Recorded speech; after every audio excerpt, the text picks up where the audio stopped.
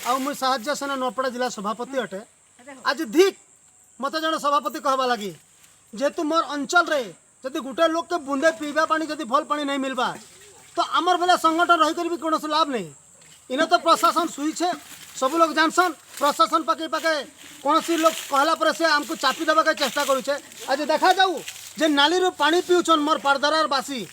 मोर पारदरा अंचल लोग इने 4000 लोग बसबास करुछन। समुद्र रू 5000 ऊपर अच्छे गाँटा पारदरा सब ऑफिसर पाके आसबा लगी तांकर छोलका छाड़ी जासी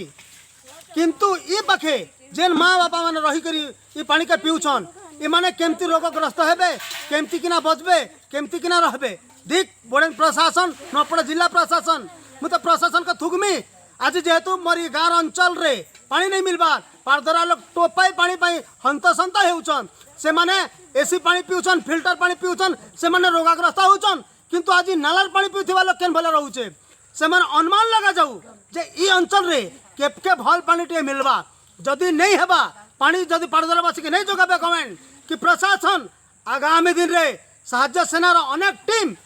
ब्लॉक सम्मुख रे आमरण अनशन बसबे और से प्रशासन ही दायी रहिबो काहे जे ई जिनिस के जल्दी समाधान करू नहीं हेले चेतावनी दउछे साहाय्य सेनार